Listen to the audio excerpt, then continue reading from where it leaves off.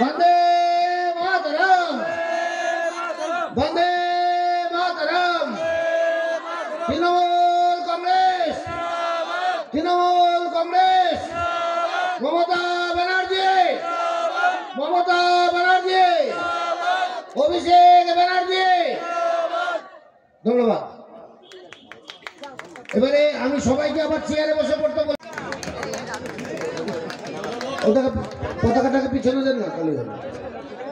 বন্দে মাতরম বন্দে মাতরম তৃণমূল কংগ্রেস মমতা ব্যানার্জি অভিষেক ব্যানার্জি মনিরুল ইসলাম মইনুল হক শাহনাজ আলী রায়হান ধন্যবাদ। हाँ एबार मातरम वंदे मातरम ममता बनर्जी अभिषेक बनर्जी मनिरुल इस्लाम मइनुल हक शाहनाज आली रायहान धन्यवाद। এবার হুমায়ুনের নেতৃত্বে আমতলা থেকে বকুল আলম বন্দে মাতরম বন্দে মাতরম বন্দে মাতরম মমতা ব্যানার্জি অভিষেক ব্যানার্জি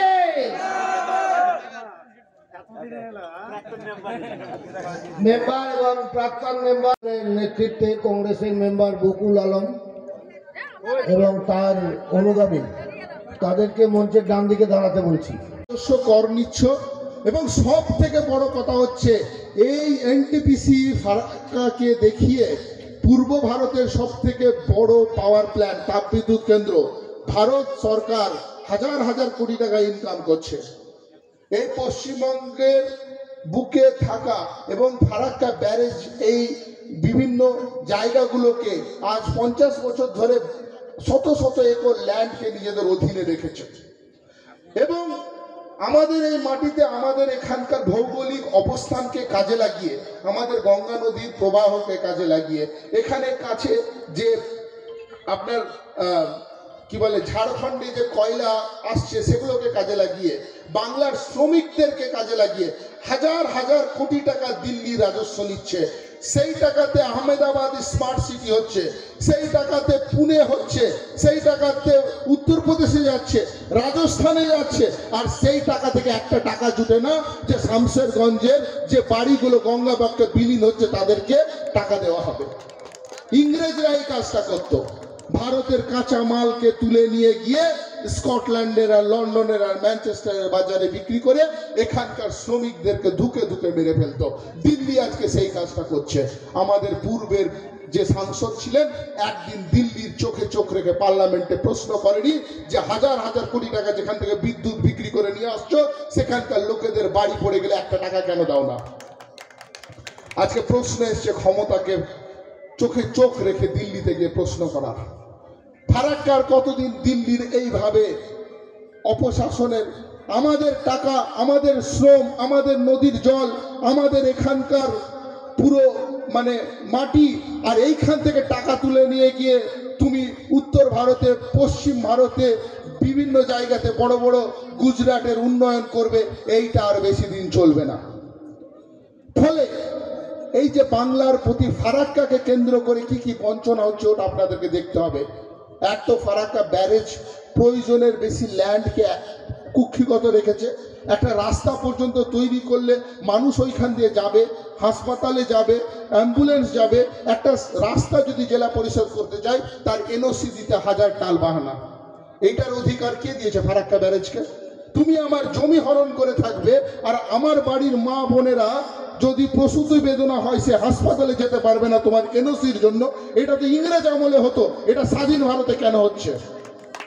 ফলে এই প্রশ্নগুলো আজকে আমাদেরকে করতে হবে। হাজার হাজার কোটি টাকার বিদ্যুৎ বিক্রি করার পরে আজকে ফারাক্কার অবস্থা এইরকম কেন হবে যে গঙ্গা বক্ষে বাড়ি পড়ে গেলে একটা টাকা পর্যন্ত দিল্লি দেবে না? মমতা বন্দ্যোপাধ্যায় 100 কোটি টাকা দিয়েছেন শামসেরগঞ্জে, ওইদিকে পার দেওয়ানাপুরে 10 কোটি টাকার কাজ চলছে, পাট্টা দেওয়া হয়েছে, সব কিছু দিচ্ছেন, কিন্তু রাজ্যের তো একটা লিমিটেশন আছে।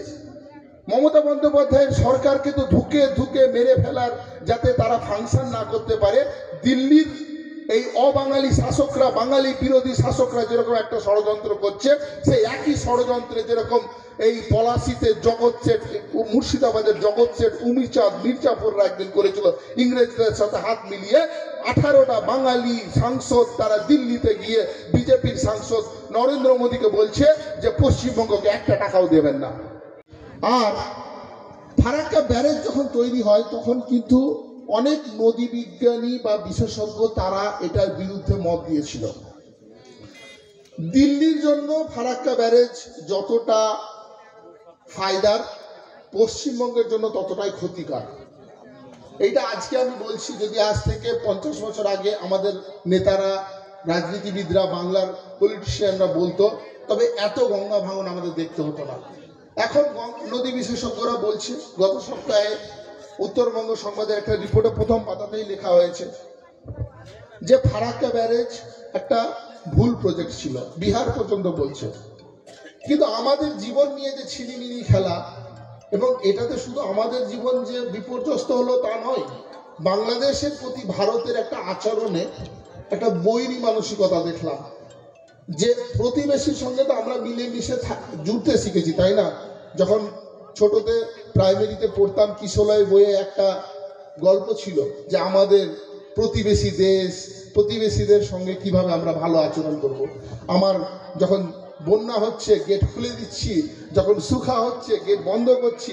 অনেকে এটাকে একটা টার্মও দিয়েছে নদী সন্ত্রাস। ফলে ফারাক্কা ব্যারেজ বাঙালির জীবনে কোনো উন্নতি আনেনি।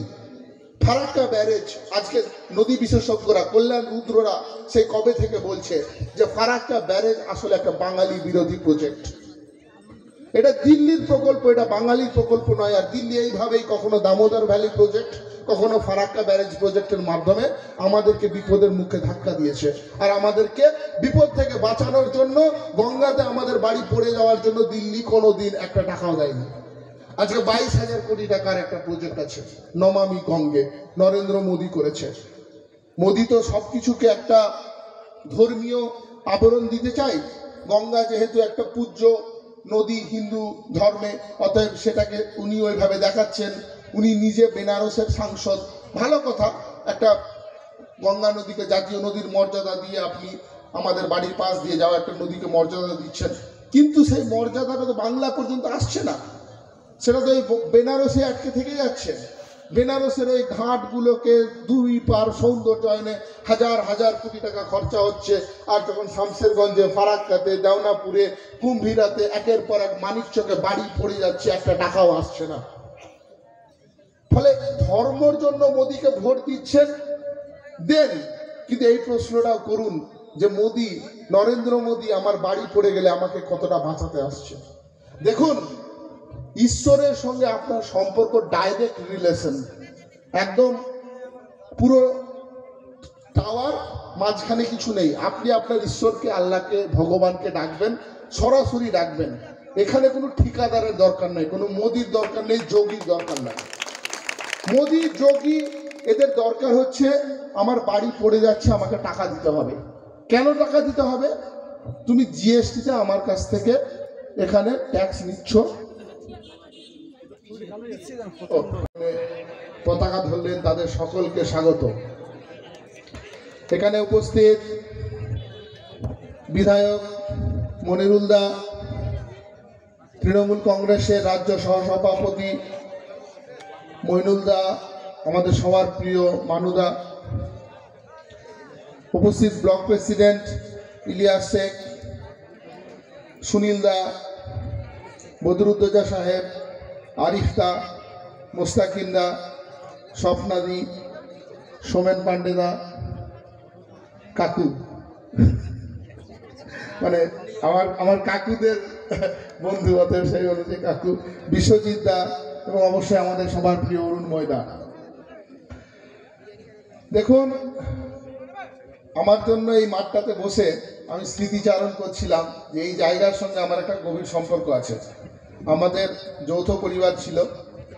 যখন আমি এনটিপিসি হাই স্কুলে পড়তাম, তো আমার কাকাদের একটা ব্যারেজে, ওই ব্যারেজের কোয়ার্টারগুলো তারা ভাড়া নিয়েছিল এবং এখানেই আমি প্রায় আসতাম। যখন এনটিপিসি স্কুল থেকে বাড়ি না ফিরে মাঝে মধ্যে এখানে চলে আসতাম। আমার মনে আছে জুরাসিক পার্ক সিনেমাটা যখন রিলিজ হয় আমি এখানেই দেখেছিলাম, হয়তো এখান থেকে কয়েকশো কিলোমিটার দূরে। তো এই ব্যারেজে আমরা বন্ধুরা একসাথে ফিডার ক্যানেলের ধারে ঘুরতে আসতাম, কারণ আমার বাড়ি কালিয়াচক, কিন্তু শরীরটা শুধু ঘুমাতো কালিয়াচকে। বন্ধু বান্ধব স্কুল সবই ছিল এই গঙ্গার দুধারে, হয় পিটিএসে না হলে এই পারে। ফলে এই জায়গাটা আমার কাছে খুবই শৈশবের একটা স্মৃতিমেদুর জায়গা।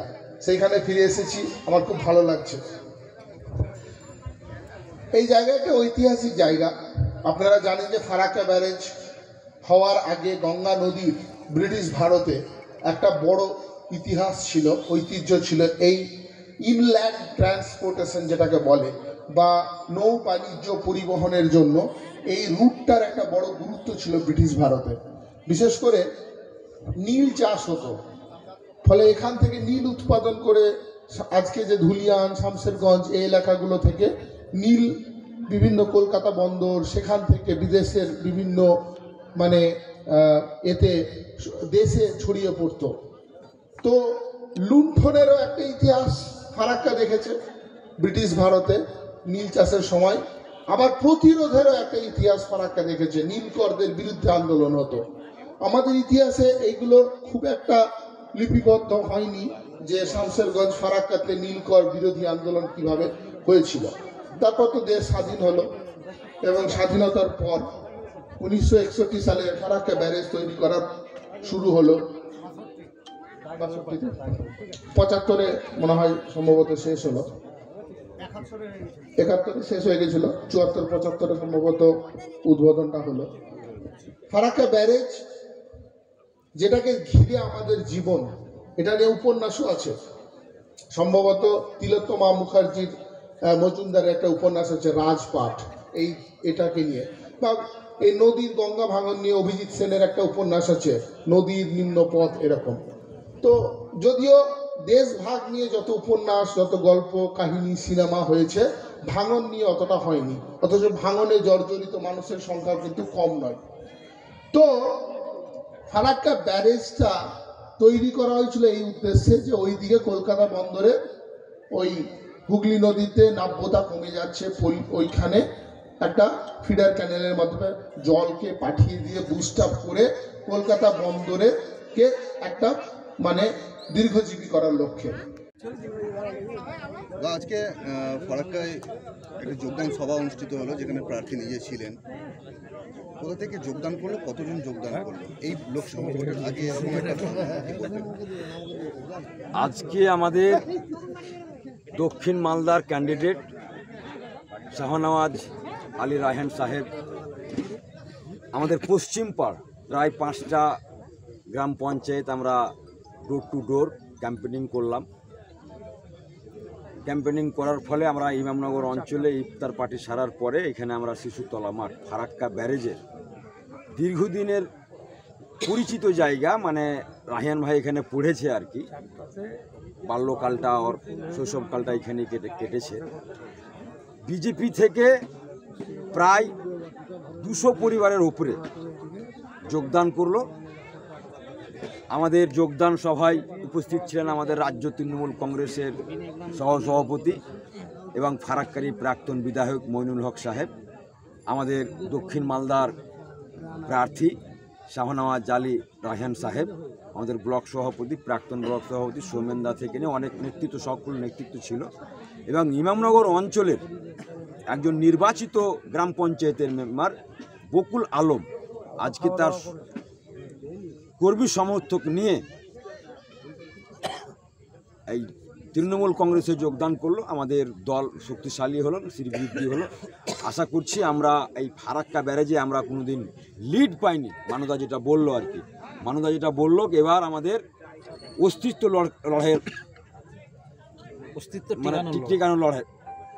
আর আমাদের যে 15 বছর যে সংসদ ছিল আর কি, সাংসদ ছিল, তিনারা আমরা টিকিও দেখতে পেতাম না। তার ফান্ডের যে টাকা অ্যালটমেন্ট হতো সেগুলোও আমরা পেতাম না। আজকে আমরা শাহনওয়াজ ভাইকে পেয়েছি, লড়াকুর নেতা, অক্সফোর্ডের ছেলে, পিএইচডি করা ছেলে, আমাদের করছে আর কি। আমাদের জন্য বাংলার এই অক্সফোর্ডে লেখাপড়া করে পিএইচডি করছে আর কি। আমাদের হকের লড়াই, বাংলার মানুষকে যে মানে আমাদের পেটে মারার ভাতে মারার চক্রান্ত করছে বিজেপি শাসিত সরকার আর কি, মোদী সরকার চক্রান্ত করছে, আমাদেরকে বিভিন্ন ফাঁসাতে ফেলছে আর কি। তো মানুষ বুঝতে শিখেছে, যারা বিজেপি করতো অনেকদিন অন্ধভক্ত ছিল, আজকে ব্যারেজের মতন জায়গাতে প্রায় 200 পরিবার, 200 ভোটার নয়, শুধু 200 পরিবার, তার সঙ্গে বিজেপির একনিষ্ঠ কর্মী, তারা আমাদের দলে এসছে। আমরা ফারাক্কা ব্যারেজে আমাদের দলকে শক্তিশালী করতে পারলাম। তাদেরকে আমরা জাতীয়তাবাদী অভিনন্দন জানাচ্ছি এবং রাহেন ভাইয়ের হাত ধরে ওনারা আজকে জয়দান করলো। আমরা তাদেরকে সাদরে গ্রহণ করলাম, যোগ্য সম্মান দিয়ে আমরা তাদেরকে নিয়ে চলবো আর কি। ঠিক আছে।